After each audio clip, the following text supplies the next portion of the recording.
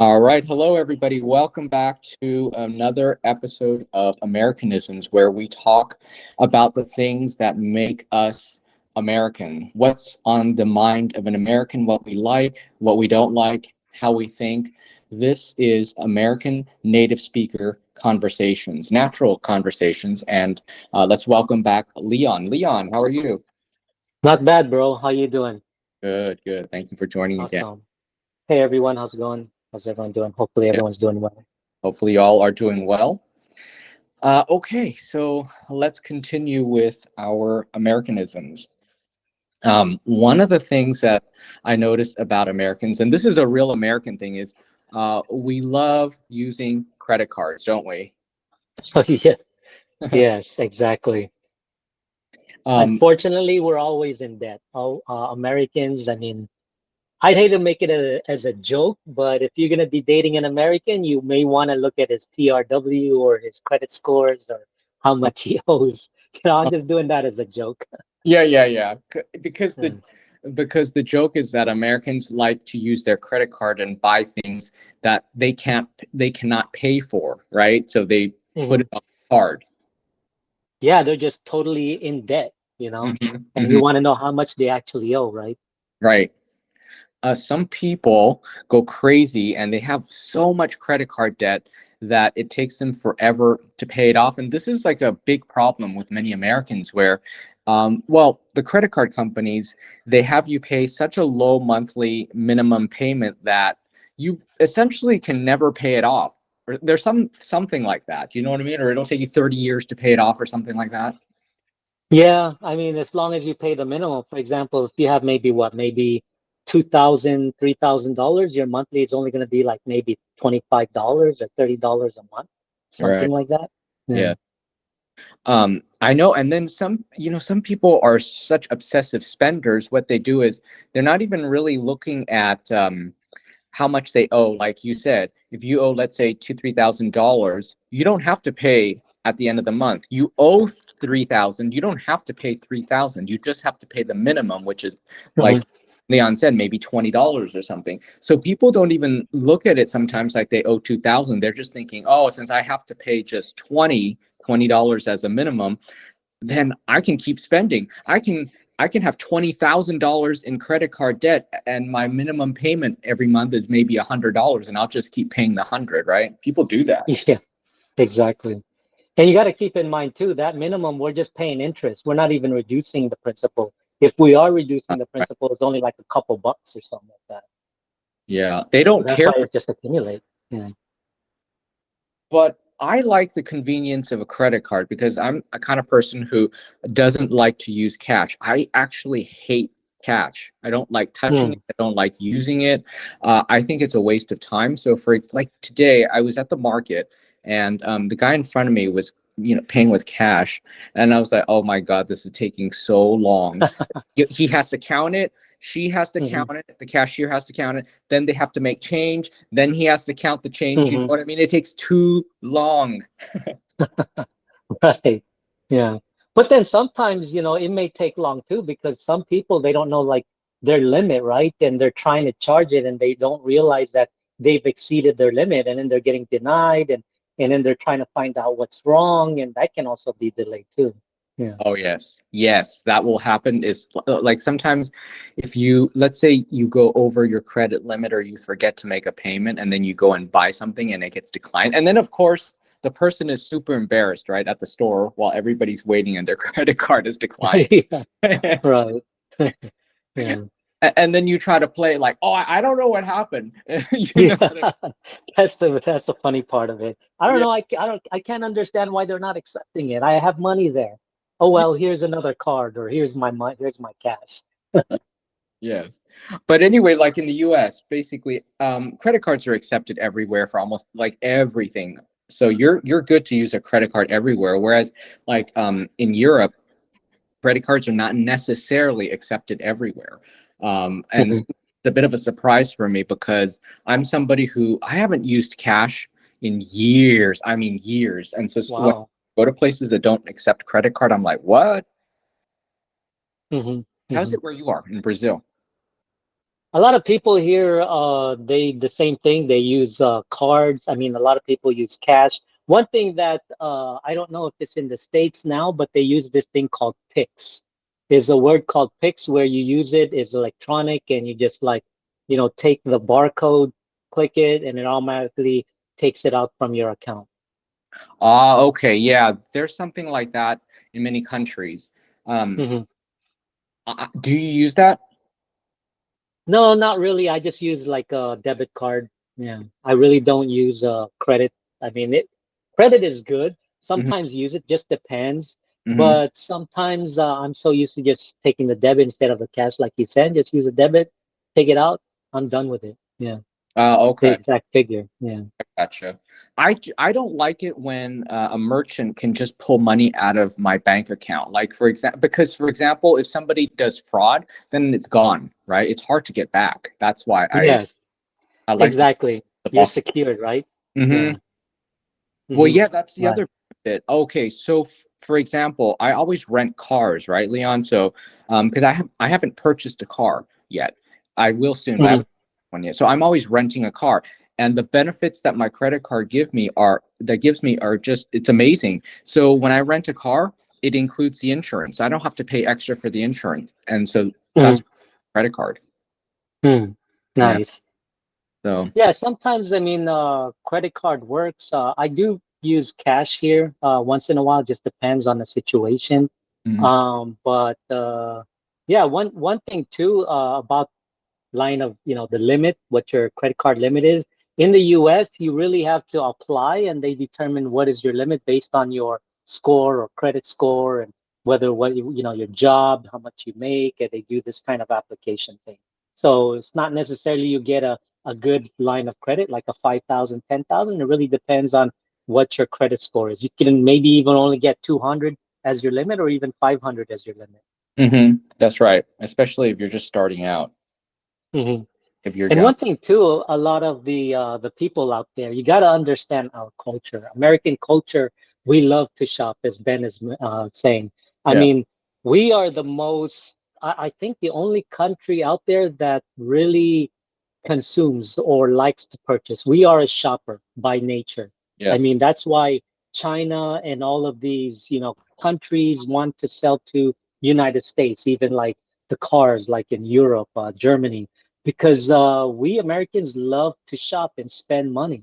It's like part of our culture, and that's why everybody wants to sell in the United States, and a lot of people don't understand that. Yeah.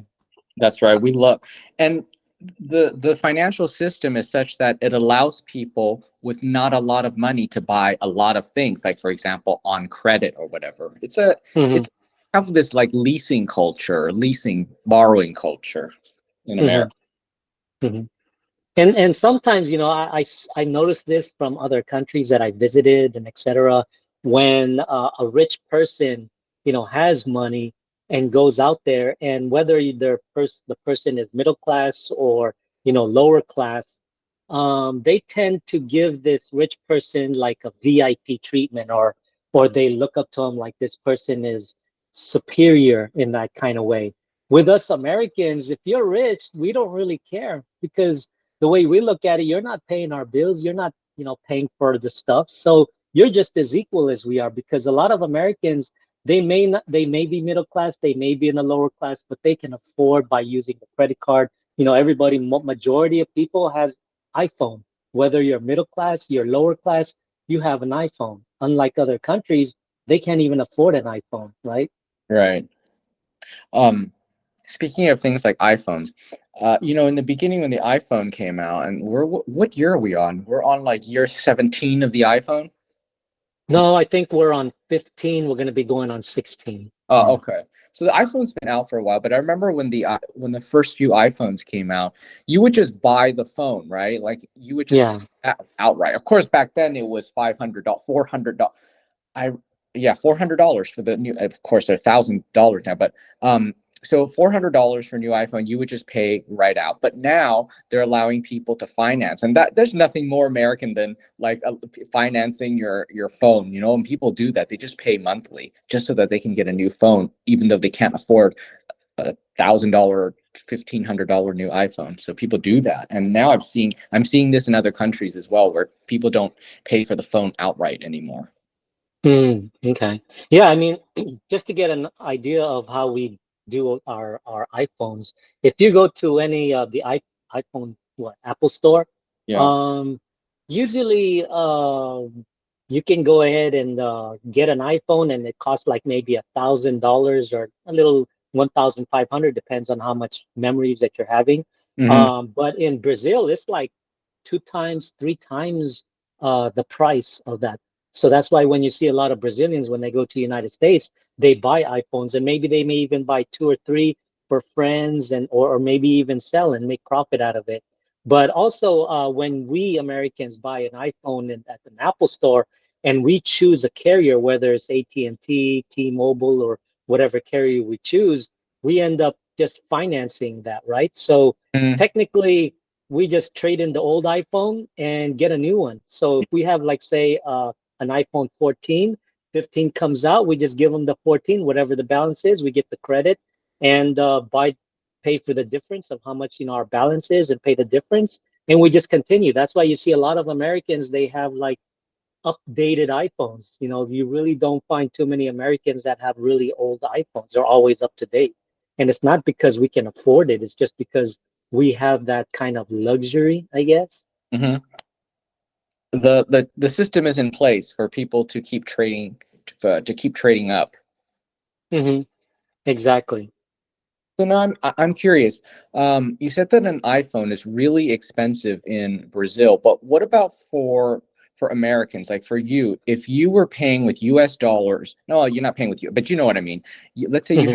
you have American, you're making American money, and you're going to Brazil. You're in Brazil, and you're buying an iPhone with even with like the currency conversion with the inflated price. Does it cost the same or still more than it buying the same it's it's U.S.? still more. You end up paying more because Uh, I'm just using that as an example. So for example, $1,500. So you're gonna pay two or three times in US dollars, but convert that to Brazilian money. uh-huh. That's what you're paying for. So if I'm here in Brazil and I want this, iPhone 15 with whatever memory it has, Uh-huh. I'm gonna end up paying two to three times more than if I was to go to US and buy it directly from there as an American. But what costs more? I mean, it depends on you. I mean, if I need to go just to buy an iPhone, that means I gotta pay for plane tickets, so it probably costs me more, right? But if I buy two or three iPhones and sell it in Brazil, that pretty much makes up my plane ticket. Okay, but even though the Brazilian currency is so much weaker than the US dollar, it still ends Hmm. up costing you much more. Yes. Uh, Uh-huh. Okay, wow. Yeah. So, okay, Yeah. how can people afford it? Because as it is, a $1,500 phone is a lot of money. So now you're saying you're going to double it or triple it. How do Brazilians afford essentially a 3,000 to 3,000 US dollar phone, which to them is even more, is even way more? Well, some of them can afford it because they're rich. That's number one. A lot of the rich ones, of course, they end up going to United States for travel. So Uh, when they're there, they end up buying it from there. So technically, they're getting a discount. But for people who doesn't have a visa or to go fly to United States, then they end up paying for the two or three times the iPhone. They can afford it because number one, they're rich. mhm, Another thing that people buy is because it's part of their culture. They want to show that they have a most updated iPhone. So they end up financing, meaning like it's like how we do with the credit card. We pay monthly. But mhm. the difference between us and Brazil, for us, there's a minimum. We're just paying interest, right? Yeah, But for the Brazilians, it's like they're just paying, like, for example, okay, you can pay up to 1 year. I'm just going to use that as an example. sure. When you pay for 1 year, you're actually paying for the whole year without interest. It's almost like interest free. You're just paying principal. Now, if you do pay for the interest, which they call taxes, yeah, you can end up paying like maybe an additional $500, for example, or Okay. maybe 1,000 reais or something like that, uh, more because you're paying interest, or which they call taxes, plus the principal. So, and a lot of them end up doing that. They pay monthly just to get the most latest iPhone. Okay. Okay. Gotcha. Yeah. How is that in Italy? How do they do it there? Do they have iPhones? Do they have like up-to-date iPhones? Are they crazy about it? Yeah, okay. So I think that most people use Android, but iPhones are Mm, popular and there are Apple stores in the big cities. It's not like in America where there's an Apple store in even a mid-sized city where they're everywhere, right? But it's not like that in Italy. It's just in the bigger cities and mid-sized cities. Um, hmm I don't even know if there are 10 Apple stores in Italy, to be honest. But anyway, so they have the latest and they've got everything. It does cost more. It costs about 20% more. And when Oh, okay. but people will finance their iPhone through their carrier, through their cellular carrier. They'll pay monthly. Um, Mm, or what else? Yeah, but it costs more. See, so for example, when I got my iPhone, my latest iPhone, I thought, oh, I'll just wait and get it in the U.S. because I'm going to be going back to L.A., in a few months. hmm Um, Nice. but I'm not gonna. But I decided I'm not gonna get the American iPhone because the American iPhones no longer have a SIM card tray, right? So Yeah, that's correct.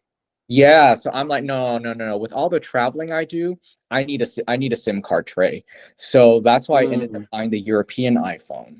And I'm like, okay, mm, so I got to pay more, but I'm not gonna deal with the inconvenience of only using eSIM because certain countries you go to, it's just not convenient. You want to be able to off the plane and just get your SIM card rather than messing around with the eSIM. It's not everywhere yet. okay. I was thinking that it's actually safer if you have the eSIM, right? Because when you go to visit, like you said, you visit many countries and just get the eSIM maybe somewhere and just have them put it in, uh, it prevents from someone stealing your iPhone because they no longer can replace the SIM. Because by being an eSIM, it makes it much harder for a thief or a robber to take it. Oh, was that It's right? more secure. Yeah. I was just thinking in terms of acquiring the eSIM. Sometimes it's not that easy with certain countries. Yeah, with some countries, you just have to go there maybe to a place and say, "Hey, I want a SIM card, not a SIM card, but an eSIM," and they'll end up putting it on your phone. Like whether, they'll pick your phone and probably put it, you just confirm or something like that, and you're good to go. Mm. But the beauty of that is that, like I said, if somebody steals it, they can't take your SIM because they can't eject it and replace it with theirs because you need confirmation. You have to go to a place and your IDs and all that, and so they can't do an identity theft. So it's actually safer. Ah, okay. So maybe for the next one, we'll see. Because I've had some difficulty hmm eSIM. hmm The times hmm that I use an eSIM for certain countries, what ended hmm up happening was um, I didn't get the local carrier, and so I was they're real sneaky. So they give you the roaming, and you don't even know that you're on roaming, so you get deprioritized and you get slow. hmm And that's why I'm also hmm just gonna go get Yeah. a local SIM. hmm The Yeah, best. for you, it's kind of different because you're in Europe, so you're going from country to country, and the countries there are so, easy to cross, right? Because there's so many European countries. So maybe, it's different on there, Yeah. on your part. Yeah. Yep. So what else? You know, the other thing that's real American is we really like big cars, don't we? Oh yeah, absolutely. We can You know, we can't really drive small cars. I mean, I don't know. It's a thing with us Americans loving American cars, and like the food, the more food we get, the better, right? The same thing with the cars. The bigger the car, the better. Yeah. Yeah, because in Europe, especially in Italy, whenever I rent a car, I actually ask for the smallest car because some of the roads Mm, so narrow, it's hmm so hard to park. So I get the smallest cars. So you know mm, what a Fiat 500 looks like? Yes. Okay, so like in America, that car never took off. That was like you laughed at that. hmm You know what I mean? Yes. Exactly. Okay, so that's the perfect car for Italy. Not because it's a Fiat or that it's Italian or it's iconic, nothing like that, but just because it's a small car. And some of hmm the towns, the little towns you go to, you can't imagine how narrow the roads are. You can't Mm, imagine how small the parking spaces are. It's ridiculous. So yeah, that's that's crazy.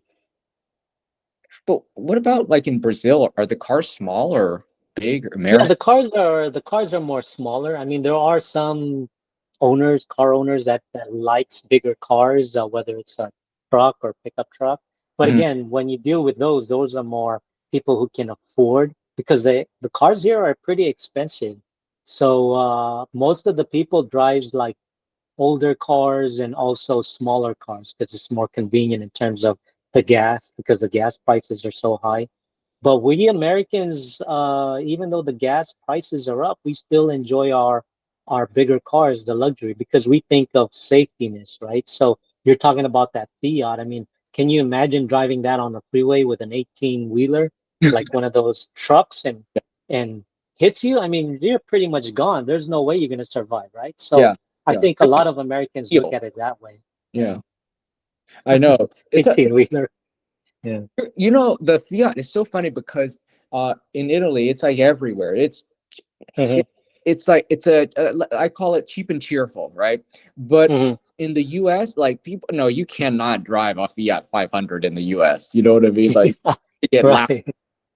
Exactly. Yeah, it's like the smart car. I don't know if you remember the smart car. I mean, a lot Yeah. of Americans call that like a dumbass car or a dumb car, Yes. Yes, it was right? ridiculous. Yeah. However, it makes total sense. Have you been to Rome? Hmm. It makes total sense in cities like Rome, Mm. you know? Yes, I've been to Rome. Yes. Uh-huh. Yeah, I almost Beautiful. feel like the smart car was made for Rome. I mean, the parking, Yes, right? So it makes I sense agree. like that. Hmm. Yeah, And I mean, it's designed for Europe. Exactly. yes, yeah. Even Japan. Yeah. And also, you won't see as many pickup trucks as you'll see in America, especially in the heartland, with like the middle of Mm. the country. We love pickup trucks, don't we? Hmm. Yes, absolutely. Especially if you start going down to the south and Hmm. even the Midwest. I mean, a lot of people mostly drive trucks, especially you go to Texas is a great example. I Yeah. mean, the majority of the people there are always driving pickup trucks. Yeah. Yes, that's true. I think that for so many years, and I'm not sure if it still is, might still be, but like the Ford F-150, it was the Hmm. best-selling car or truck, Yes. vehicle, let's say Hmm. vehicle for Hmm. many, many years. Hmm.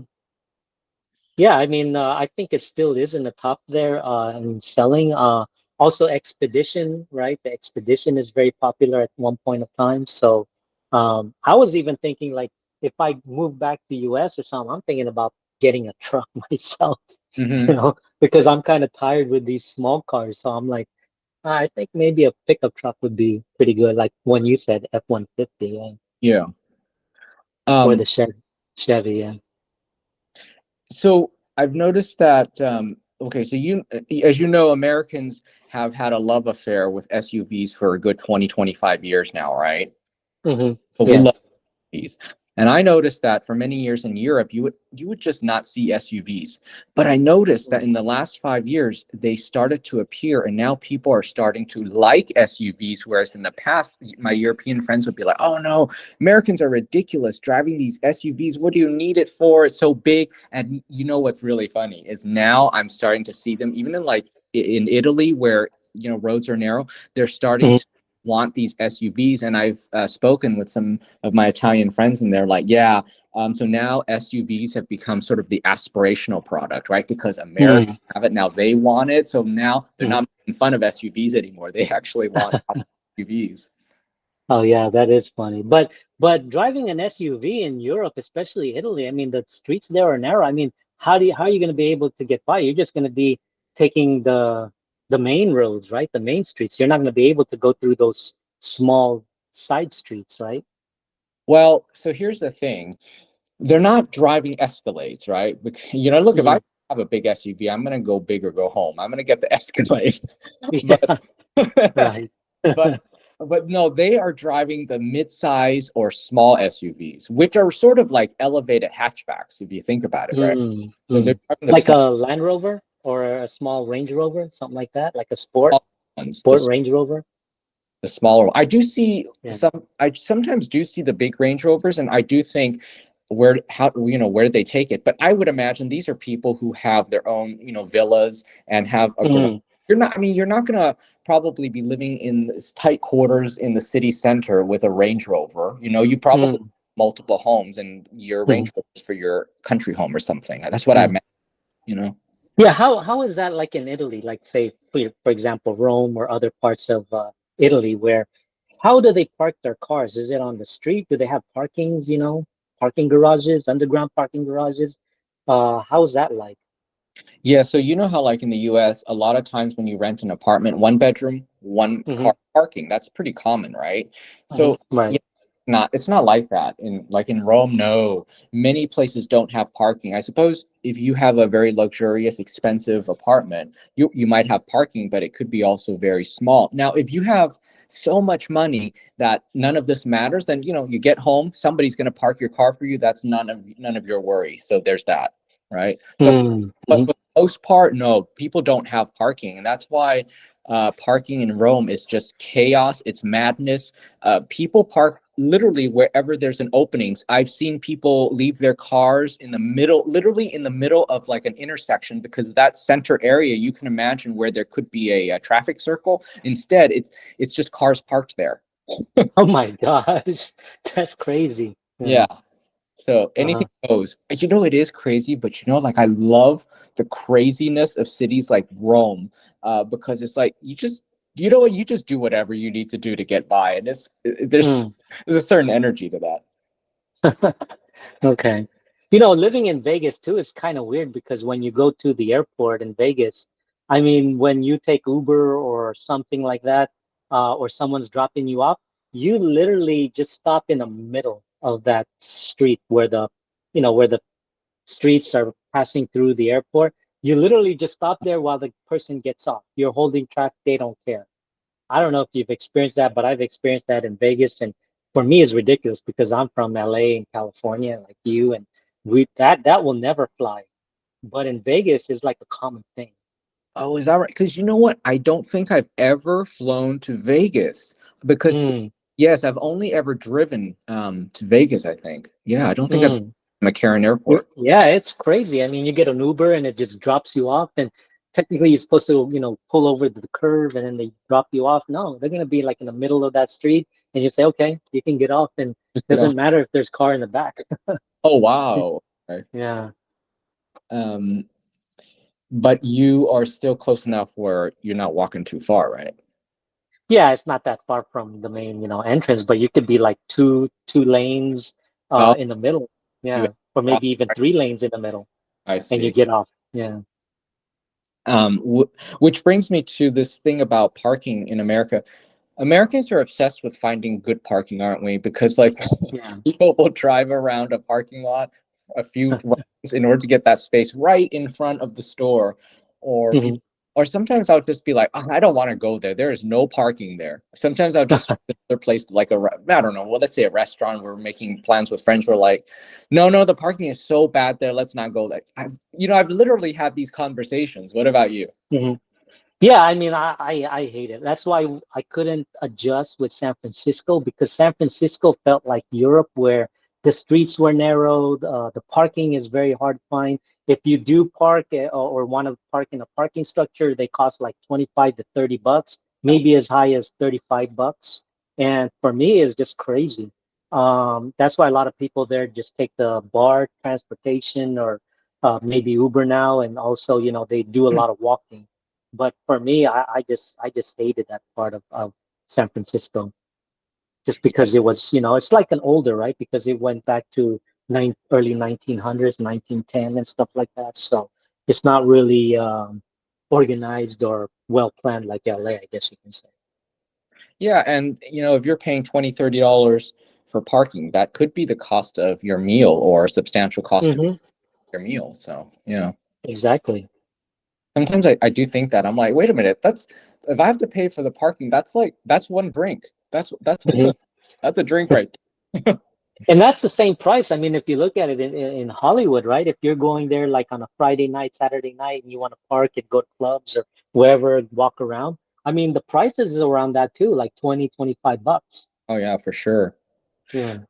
Um, the good thing though in American cities is that if you're willing to pay, you usually don't need to worry about parking. So, for example, even if there's no parking, well, there's going to be valet parking, which means you pull up to the restaurant, the store, whatever it is, somebody will Hmm. park the car for you. You don't need to worry about it. That's usually available.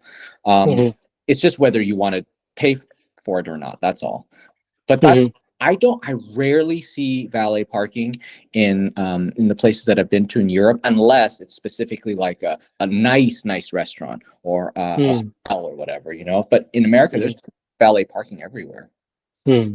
Yeah, my city, there's no valet parking. I don't know about the bigger ones like further south where it could be like a little Western influence, maybe like Rio de Janeiro or São Paulo. I would assume some of Mhm, the first class and things, they do have valet. I know that like some parts of the city, bigger cities like Fortaleza, maybe Natal, if you're staying at a hotel, yeah, they may have the valet because you're staying there.